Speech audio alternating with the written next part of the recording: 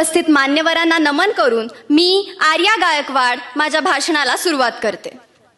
ज्यांच्या एकतेने मुघलांचा माज मोडला, ज्यांच्या हुशारीने इंग्रजांची सत्ता हादरली, त्या मराठ्यांच्या रक्तात शौर्य आहे, बुद्धी आहे आणि बाणेदारपणाही आहे. पण आजच्या काळात हे रक्त तापतंय कोणासाठी, हेच तपासण्याची वेळ आली आहे. आणि यावर विचार मांडण्यासाठी मी आज तुमच्या समोर उभी आहे. हे भाषण नाही, ही गर्जना आहे, ही आठवण आहे त्या मराठा नावाच्या विजयसारख्या तत्वाची. कानामागून आली आणि तिखट झाली म्हणावी तशी परकीय संस्कृती पूर्वापार चालत आलेल्या मराठ्यांच्या चालीरीतींवर कधी आरूढ झाली हे कधी कळलंच नाही. वाढदिवसाला दीर्घायुष्यासाठी करायचा औक्षण मागासलेपणा मानत आपण केकवरच्या मेणबत्त्या विझवण्यात मोठेपणा मिरवत राहिलो. मराठ्यांच्या लग्न समारंभात सुद्धा उत्तर भारतीय संस्कृतीचे रीतिरिवाज घुसखोरी करत आहेत. हळूहळू आपल्या संस्कृतीची ओळख पुसली जात असल्याची खंत करण्यासाठी कुणाला वेळ नाही.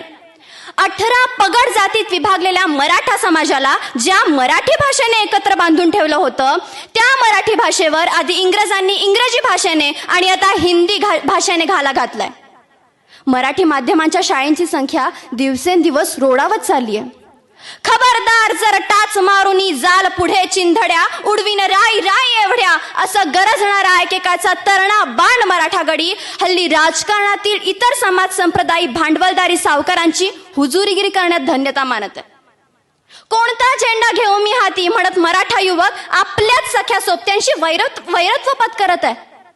राजकारणी भांडवलदारी सावकार लोकांनाही कळून चुकलंय. लोकशाहीतील संविधानात्मक अधिकार पायदळी तुडवत, सावकारशाही स्वीकारत, एक चपटी बाटली आणि 4 हाडकं फेकली की मराठा तरुण लाळघोटेपणा करण्यात कसूर करत नाही.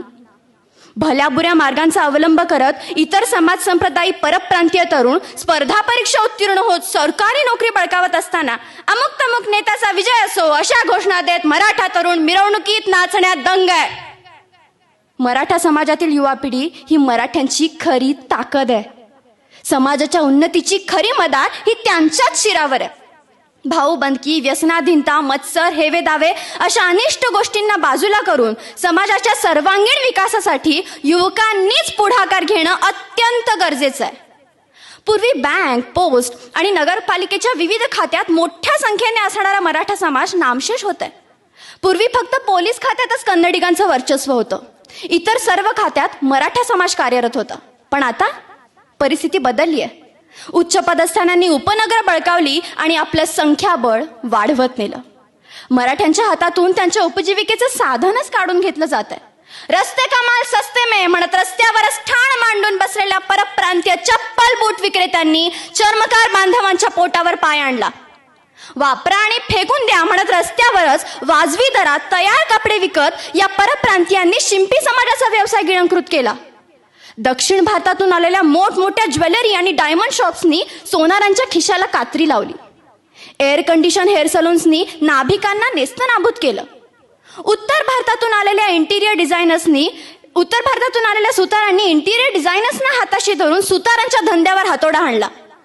मराठ्यांच्या हातातील उद्योगधंदे इतरांनी हातोहात लांबवले. समाजातील विविध पैलूंवर प्रकाशझोत टाकणारे प्रतिभावंत कलाकार मंडळांनी तयार केलेल्या मराठी चित्रपटाला सुद्धा सिनेमागृह उपलब्ध होत नाही आणि मिळाले तर ते चालत नाही. मराठा युवक नवीन उद्योगधंदे सुरू करतात तेही चालत नाही. अशा वेळी बहुसंख्य कुटुंबांनी आपल्या दुकानांना, घरांना गुजराती, मारवाडी, सिंधी समाजाला देऊन आपण भाडे खाण्यात धन्यता मानतो आणि त्याच दुकानांच्या दारात स्वतः रांगोळी, कार्तिक विकतो. त्या समाजामध्ये मद्यपान नसते, जत्रा नसते, पैशांचा बडेजाव नसतो. हे सारे फक्त आणि फक्त आपल्याच समाजात असते. कूटनीतीमुळे मतदारसंघाचे विभाजन झाले. 5-5 उमेदवार जिथे निवडून यायचे तिथे आता संख्याबळ शून्यावर आले. मराठा गटागटाने विखरला गेला. मराठ्यांचा आवाज दाबला गेला. स्वयंघोषित नेते पुढे आले. मराठ्यांच्या खच्चीकरणाच्या अध्यायाला इथूनच सुरुवात झाली.